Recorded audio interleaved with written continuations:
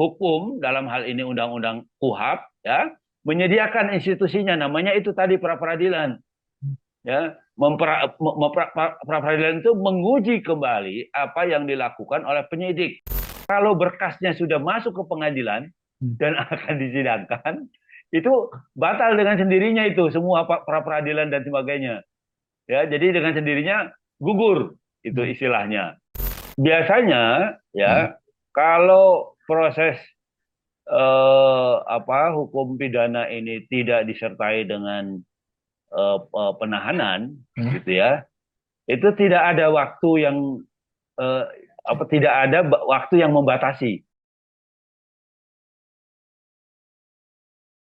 Polemik ijazah Presiden ke-7 RI Joko Widodo memasuki babak baru. Setelah gelar perkara khusus, kepolisian memastikan bahwa Roy Suryo dan kawan-kawan tetap berstatus sebagai tersangka. Polisi juga mengambil langkah dengan menunjukkan ijazah asli Presiden Jokowi di hadapan para tersangka sebagai bagian dari proses pembuktian. Apakah penunjukan ijazah asli ini menandai menguatnya perkara ke tahap berikutnya? Apa arti gelar perkara, seberapa kuat ijazah asli sebagai alat bukti, dan bagaimana peluang hukum para tersangka ke depan? Kita akan membahasnya bersama dengan pakar hukum pidana Abdul Fikar Hajar. Oke, sebagai pengantar Bang Fikar, apa Ya, makna hukum dari keputusan gelar perkara yang menyatakan bahwa Roy Suryo CS ini tetap berstatus sebagai tersangka? ya, oke. Jadi gelar perkara itu sebenarnya sama dengan membedah ulang ya eh, perkara yang akan diproses sebagai satu perkara hukum gitu ya. Nah, cuma ini kan di tingkat penyidikan. Tingkat penyidikan itu artinya tingkat pengumpulan alat bukti. Gini, proses pidana itu fasenya adalah seperti ini. Yang pertama penyelidikan. Penyelidikan itu proses mencari apakah dalam dari satu laporan atau pengaduan seseorang itu ada nggak peristiwa yang dilaporkan atau diadukannya itu. Nah itu namanya tingkat penyelidikan gitu. Nah kalau di penyelidikan itu belum ada proses yang bersifat pro justisia, yang bersifat proses hukum masuk ke dalam proses hukum yang sesungguhnya belum ya kalau di penyelidikan. Karena itu kemudian ketika penegak hukum dalam hal ini penyidik baik polisi maupun jaksa melakukan penyelidikan, maka dia lebih banyak umpamanya ketika mengambil keterangan dari orang-orang itu dengan cara mengundang, ya Hmm. mengundang. Jadi undangan itu kan tidak punya konsekuensi yuridis ya, artinya namanya undangan diundang datang boleh, nggak datang juga nggak boleh kan gitu. Nggak datang pun tidak apa-apa gitu ya. Nah, cuma kan persoalannya adalah ini undangan dari penegak hukum gitu. Nah, biasanya masyarakat kalau sudah dengar penegak hukum gitu ya mereka agak agak ya agak patuh lah, tidak berani umpamanya mengelak dan sebagainya gitu. Nah, karena itu kemudian di proses penyelidikan itu memastikan ada atau tidak peristiwanya. Nah, proses di situ itu belum pro justisia, artinya belum masuk ke tahapan proses hukum. Tetapi proses ini untuk memastikan ada tidak peristiwa yang dilaporkan itu, peristiwa pidana yang dilaporkan itu, umpamanya pencemaran nama baik atau apapun ya, umpamanya laporan ijazah palsu dan sebagainya. Nah, ketika sudah dipasukkan ada peristiwanya, maka untuk memastikan itu juga ada gelar perkara di tingkat penyelidikan itu, ya. Gelar perkara tentu saja di antara para penyidik, ya, gelar perkara. Kemudian begitu disepakati ada ini peristiwanya, maka ditingkatkan menjadi proses penyidikan. Nah, dari penyelidikan ya peristiwanya sudah didapatkan, peristiwa pidananya sudah dipastikan disimpulkan ada, maka ditingkatkan ke penyidikan. Nah, penyidikan ini adalah proses pengumpulan alat bukti. Nah, pengumpulan alat bukti itu terdiri dari keterangan saksi, keterangan para saksi ya, keterangan ahli, kemudian keterangan orang yang apa namanya, disangka atau tersangka gitu ya. Tersangka itu belakangan, jadi saksi dulu, saksi, ahli, kemudian alat bukti surat. Nah, setelah itu lengkap disimpulkan, oh betul ada peristiwa pidana, maka ditetapkanlah siapa tersangkanya. Biasanya itu tadi dari salah seorang saksi. Biasanya sebelum jadi tersangka orang itu jadi saksi dulu, gitu ya. Nah, setelah lengkap itu di penyidikan itu maka ditetapkanlah siapa tersangkanya. Nah, diperiksalah di situ tersangkanya. Itu proses penyidikan. Ini pekerjaannya penyidik. Ya, penyidik itu bisa kepolisian dalam tindak pidana umum, ya, bisa juga kejaksaan dalam tindak pidana khusus, umpamanya korupsi atau penyeludupan, gitu ya. Nah itu kejaksaan juga bisa melakukan penyidikan, gitu. Tetapi dalam tindak pidana umum, apakah itu tindak pidana umpamanya pencurian, pencemaran nama baik atau apapun ya, eh, yang dikualifikasi sebagai tindak pidana umum itu kepolisian yang mengolah itu, yang menyelidiki ada tidak peristiwanya. Nah, kalau sudah ada, baru kemudian ditingkatkan ke penyidikan. Nah, di penyidikan inilah dikumpulkan alat bukti. Nah, pengumpulan alat bukti itu memanggil saksi-saksi yang berkaitan, ya, yang bisa membuktikan memang ada peristiwa itu, ada pelakunya siapa gitu. Nah, setelah diperiksa saksi-saksi itu, maka disimpulkan siapa nih yang paling bertanggung jawab dari saksi-saksi ini dalam peristiwa ini. Nah, dia tersangka, gitu. Maka ditetapkanlah dia sebagai tersangka. Nah, karena itu yang disebut penyidikan itu adalah menurut KUHAP mengumpulkan alat bukti, tindak pidananya menjadi terang, maka ditetapkanlah siapa tersangkanya. Nah, itu di penyidikan. Nah, kalau sudah di sidik, semua baru kemudian nanti ditingkatkan ke penuntutan, diserahkan kepada kejaksaan. Nah, jadi begitu proses penyidikan itu seperti itu. Nah, jadi gelar perkara itu sebenarnya ya secara resmi di dalam KUHAP tuh nggak ada ya sebenarnya. Cuma itu dilakukan oleh para penyelidik atau penyidik untuk menyimpulkan bahwa pada tahap itu dipastikan sudah dilakukan semua upaya, semua kelengkapan sistem sudah dilakukan gitu. Sehingga kemudian disimpulkan perkara ini bisa dinaikkan ke tingkat yang lebih tinggi. Begitu, Mas. Oke, lalu untuk kemarin ini kan ada embel-embel gelar perkara khusus seperti itu, Bang Ya, Fikar. Apakah ini ya. sebenarnya sudah bersifat final atau masih dapat digugat melalui mekanisme hukum tertentu mungkin? Ya, jadi gelar perkara khusus itu Hmm? biasanya gelar perkara yang diminta oleh pihak tertentu, apakah itu tersangka ataukah saksi-saksi umpamanya, gitu. Nah itu karena kalau kalau penyidik melakukan gelar perkara ya dia nggak usah pengumuman, dia tiap tiap hari tiap proses dia bisa lakukan gelar perkara itu karena internal saja kan untuk memastikan bahwa perkara itu memang sudah dipenuhi seluruh komponen sistemnya, umpamanya ada pemeriksaan para saksinya sudah selesai, pemeriksaan alat buktinya sudah selesai, kemudian sudah ditetapkan tersangkanya. Nah itu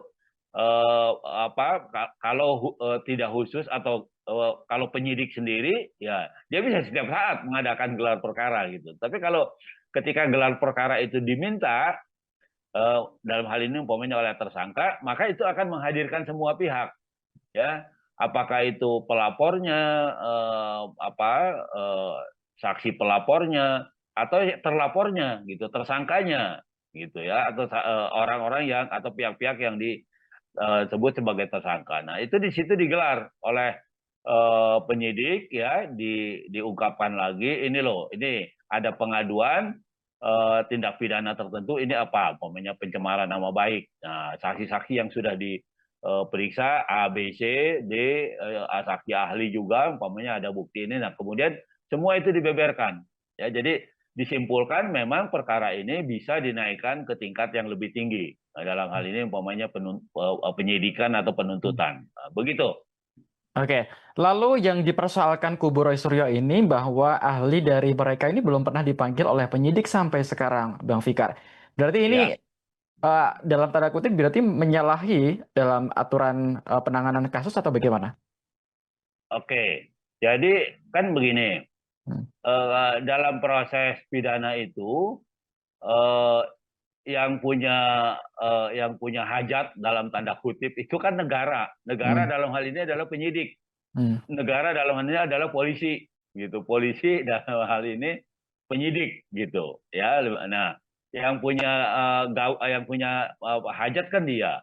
Nah, karena itu kemudian sebenarnya yang dari sudut itu yang penting semua komponen sistem yang dari penyidik ini yang ada, karena di sini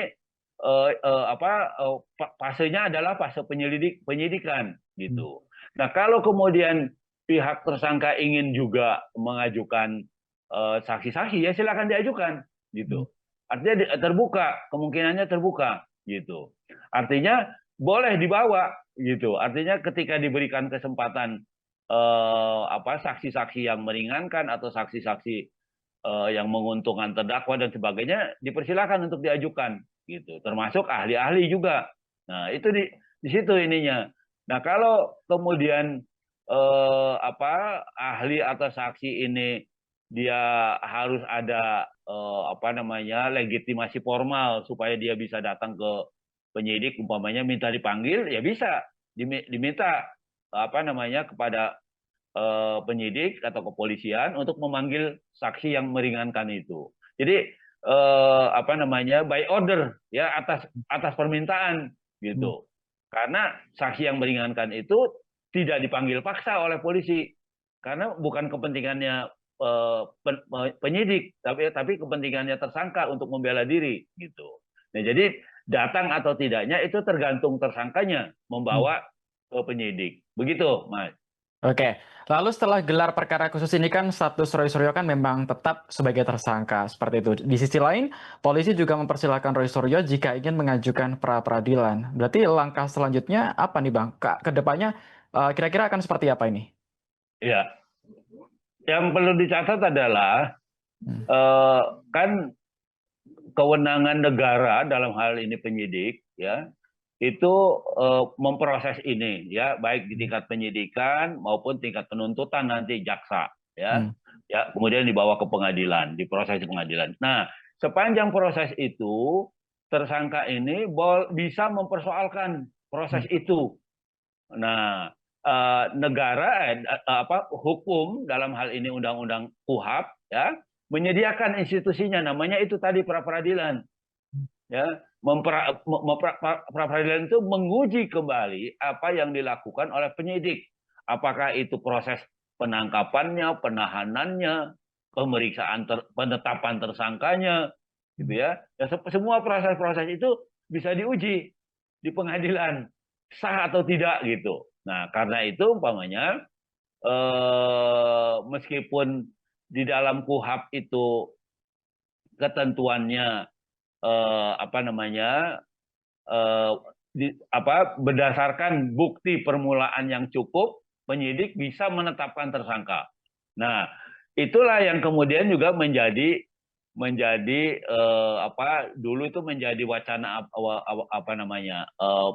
menjadi polemik, gitu, ya. Yang dimaksud dengan bukti permulaan yang cukup itu apa, gitu, atau bagaimana kondisinya.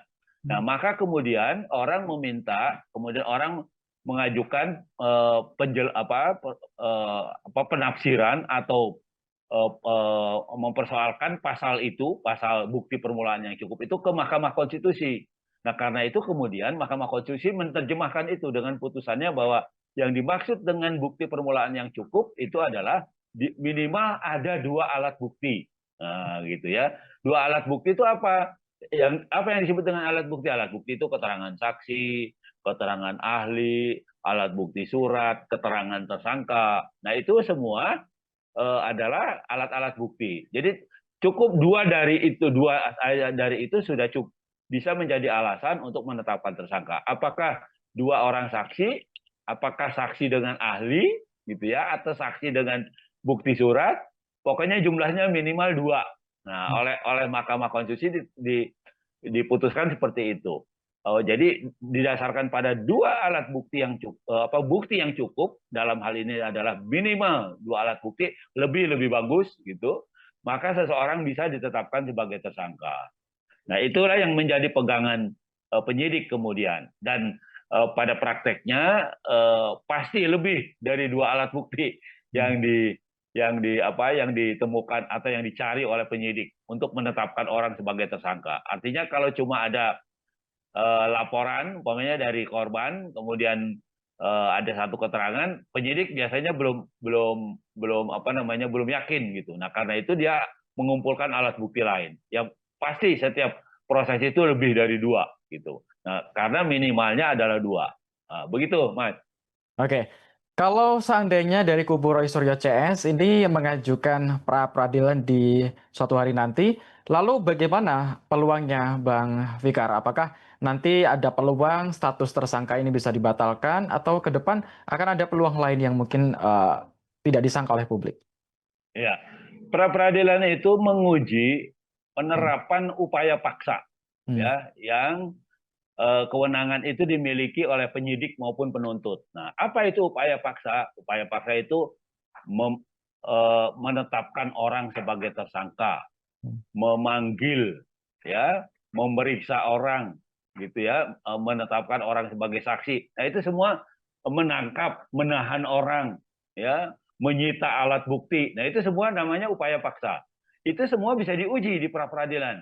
Apakah ketika seseorang itu ditetapkan sebagai tersangka sudah memenuhi kriteria yang dipersyaratkan oleh undang-undang, minimal ada 2 alat bukti. Nah, umpamanya seperti itu, ya. Nah, itu bisa diajukan melalui pra peradilan. Demikian juga apakah ketika penyidik ini menyita, ya, atau ya menggeledah atau menyita, itu sudah sesuai dengan aturannya juga. Umpamanya kalau mau menggeledah itu harus ada izin dari pengadilan, ya. Kecuali tertangkap tangan umpamanya, Hmm. ya. Kalau tertangkap tangan tidak usah izin pengadilan, penyidik bisa langsung melakukan penangkapan atau penggeledahan gitu, ya. Nah, itu tapi kalau dalam situasi normal ketika penyidik belum menemukan tersangkanya, umpamanya dia mau menggeledah satu tempat atau mau menyita satu barang, dia harus izin pengadilan. Dia nggak bisa semena-mena menggeledah atau menyita barang seseorang. Jadi dia harus izin pada pengadilan. Begitu pengadilan mengizinkan, baru dia melaksanakan upaya paksa itu berdasarkan izin yang diberikan oleh pengadilan. Begitu, Mas. Nah, Oke, berarti. ini yang bisa dipersoalkan di dalam pra peradilan, gitu. Apakah penerapan upaya paksa ini sudah mendapatkan izin dari pengadilan atau tidak? Nah, itu yang menjadi debat di pra peradilan itu seperti itu, sah atau tidak dan sebagainya. Begitu, Mas. Oke, jadi tetap ada peluang ya, Bang Fikar, meskipun demikian, meskipun sudah melalui proses panjang, jika di pra peradilan ini diterima, atau mungkin kemungkinan juga ditolak, berarti segala kemungkinan bisa terjadi termasuk dibatalkannya status tersangka. Tetap ada kemungkinan ya? Betul. Jadi sepanjang belum belum ada penetapan sidang di pengadilan, Hmm. gitu ya, maka pra peradilan itu bisa diajukan. Hmm. Jadi menguji penetapan, menguji upaya paksa yang dilakukan di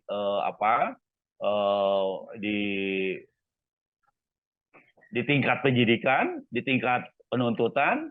Nah, tetapi ketika itu dipersoalkan melalui pra peradilan, kalau berkasnya sudah masuk ke pengadilan Hmm. dan akan disidangkan, itu batal dengan sendirinya itu semua pra peradilan dan sebagainya.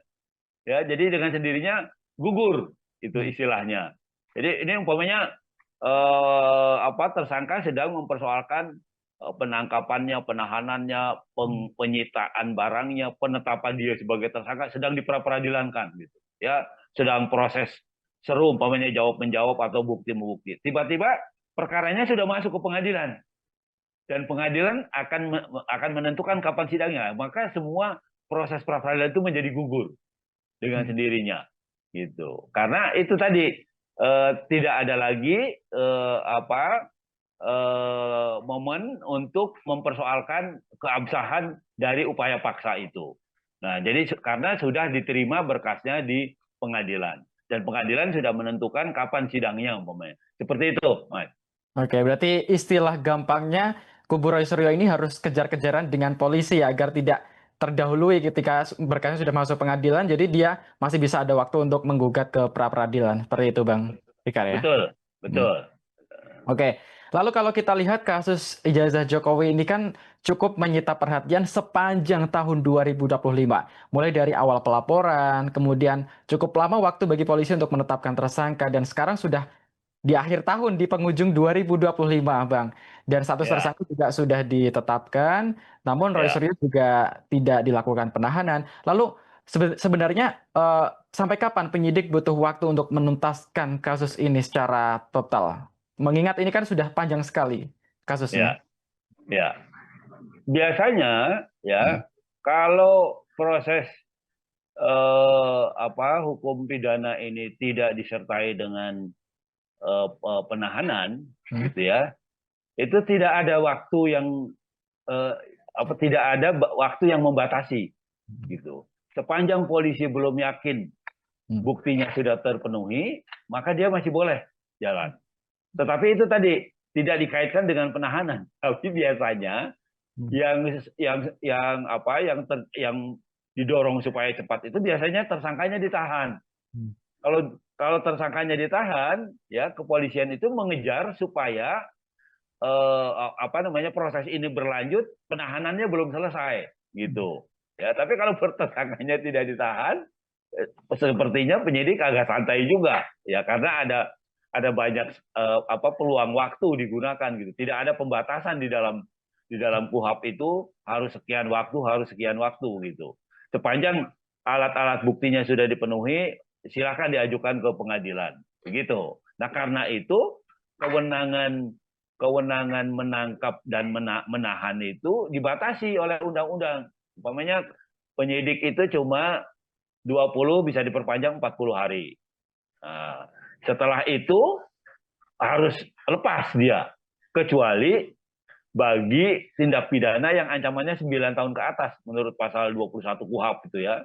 Itu bisa diperpanjang 30 lagi gitu. Ya, 30 atau sampai diperpanjang 30 lagi, 60 hari bahkan di penyidikan. Demikian juga di penuntutan. Tetapi kalau tindak pidana yang ancaman hukumannya di bawah 5 tahun atau di bawah 9 tahun, itu terikat pada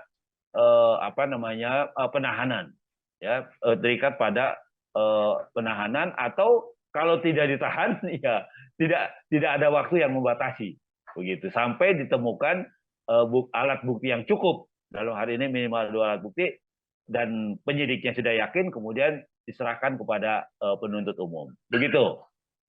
Oke, lalu sejauh mana peran ahli digital forensik dan ahli dokumen dalam membuktikan perkara ini, Bang Fikar? Karena setelah ijazah Jokowi yang diklaim asik kemarin itu ditunjukkan langsung oleh penyidik kepada para tersangka. Tapi kubu Roy Suryo CS ini masih terus mengatakan bahwa dokumen yang ditunjukkan itu 99,9%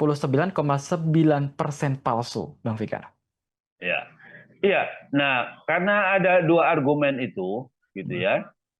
Kan gini, kalau polisi sebagai bagian dari aparatur negara, sebagai penyidik, ya, maka ketika ada laporan, ya, itu artinya ada kepentingan umum yang terlanggar. Maka karena itu kemudian diproses, gitu.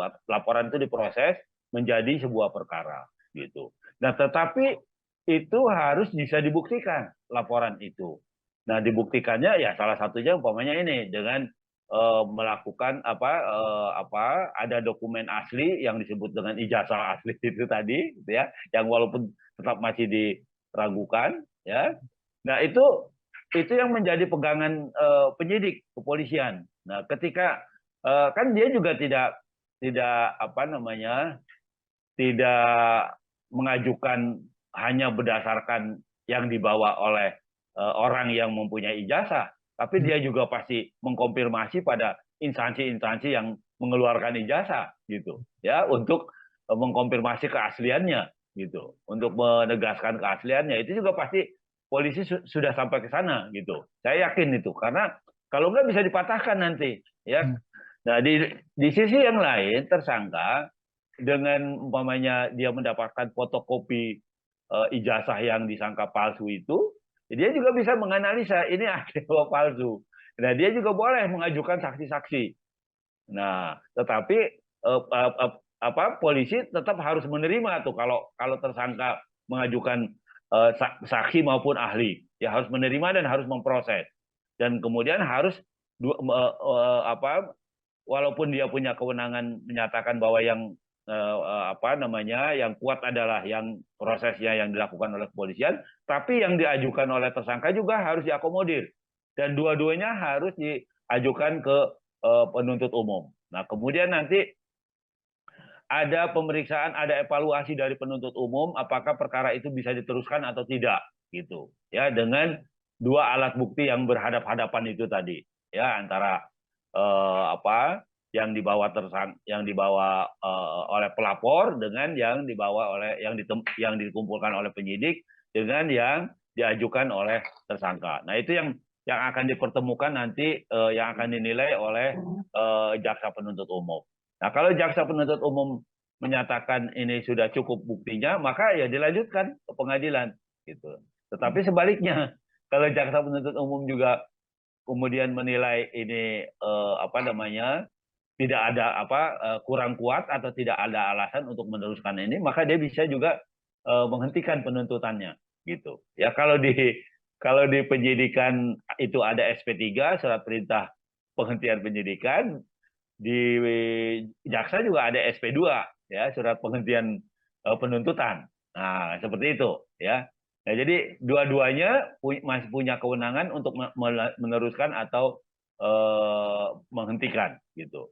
Nah, tetapi kalau penyidik sudah menyatakan bisa diteruskan, biasanya ya jaksa juga sudah bisa meneruskan juga. Karena apa? Karena ketika berkas diajukan ke kejaksaan, jaksa masih bisa mengembalikan kepada penyidik. Namanya ini fase pra penuntutan namanya. Fase pra penuntutan kalau di dalam KUHAP itu 2 minggu, 14 hari waktunya. Jadi dalam waktu 14 hari jaksa bisa mengembalikan. Ini loh, kamu penyidikannya kurang ini, dipenuhi lagi berita acara ini, diperiksa lagi saksi ini, ahli ini, dikembalikan kepada penyidik. Nanti penyidik memenuhi.